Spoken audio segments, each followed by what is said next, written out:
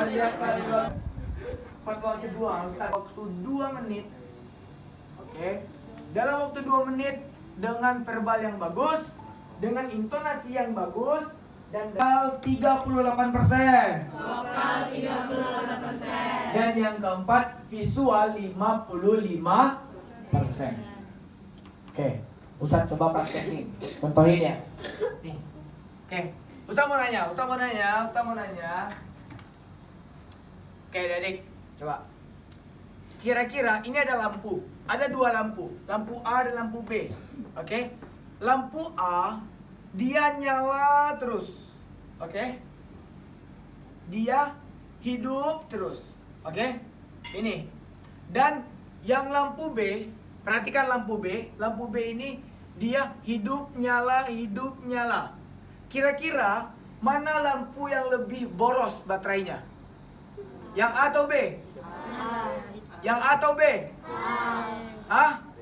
Yang A angkat tangan. Dan yang B angkat tangan. Yang B? Mana yang B? Nggak ada. Oke, yang A ya, sepakat?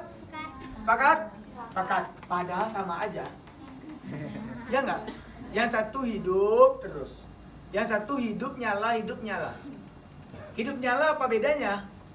Kan hidup terus berarti. Tapi ketipu gara-gara apa? Oh iya. Jadi yang mempengaruhi adik-adik 55%-nya adalah visual. Gerakan Ustadz yang mempengaruhi. Bukan omongan.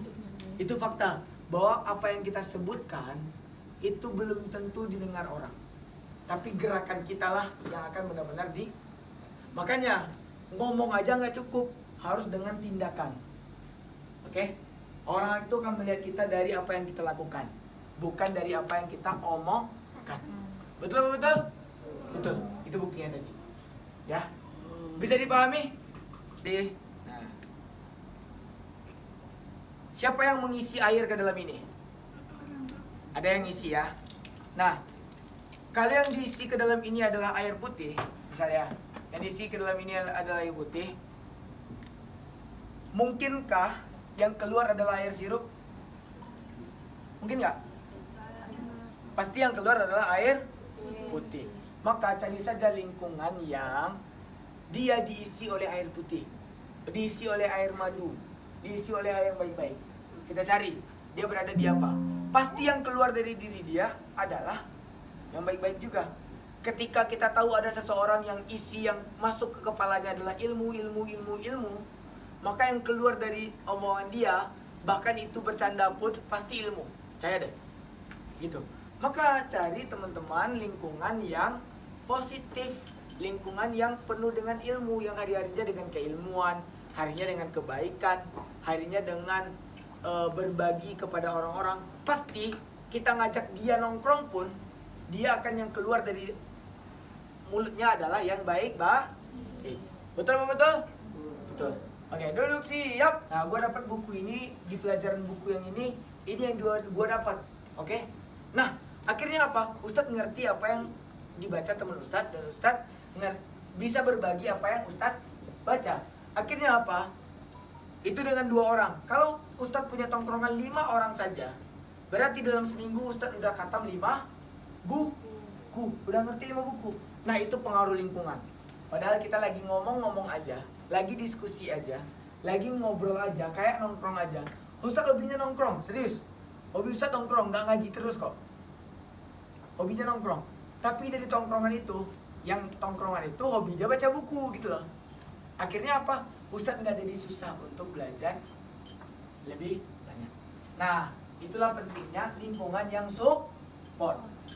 Cari lingkungan yang support atau bangun lingkungan yang support. Oke? Bisa dipahami? Oke? Udah punya lingkungan yang suportif? Udah? Udah atau belum? Udah? Kalau udah syukuri.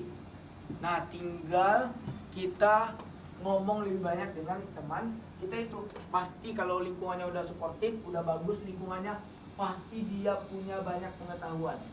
Pasti dia punya banyak ilmu. Tinggal diserap, tinggal ngobrol. Oke? Paham ya? Ilmu itu kayak gini. Kita coba buka ya. Dia baca buku juga, tinggal cerita. Ustaz bilang, coy, gue tadi baca buku yang ini, isinya ini. Nah, lu gimana? Wah, nah, ada yang begitu kan? Ih, ngomong terus nggak jelas. Gantian dong, ya kan? Nah, ada temannya yang mau cerita, mengungkapkan perasaannya. Ih, aku tadi pusing banget belajarnya. Pusing terus kamu.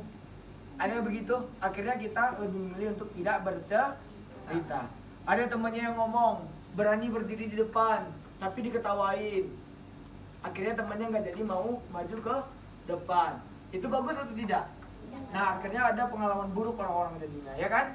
Betul. Nah, itulah yang membuat kita semua jadi nggak bagus ngomongnya, nggak berhasil ngomongnya. Oleh karena itu kita butuh lingkungan yang baik. Kenapa? Ayo, set lagi ya, 1, 2, 3. Kalau rupanya kita mendapat lingkungan yang jelek, gimana Ustadz? Gimana? Kurang keras, gimana? Nah, maka cari support, cari lingkungan yang positif, tukar lingkungannya. Oke? Kalau kita berada di lingkungan yang bagus, kita akan jadi orang baik. Kalau kita berada di lingkungan yang jelek, kita jadi orang yang jelek. Ya, ganti lingkungan yang baik-baik. Bisa dipahami? Bisa. Kata Nabi apa? Kalau kita berteman dengan tukang parfum, maka kita akan dapat cipratan parfumnya. Kalau kita berteman dengan pandai besi, maka kita akan jadi ikutan bau besi. Betul apa betul? Nah, makanya cari teman yang baik-baik. Ustaz kasih perumpamaan nih. Kasih perumpamaannya. Misalnya nih, ada spidol lagi nggak, Kak?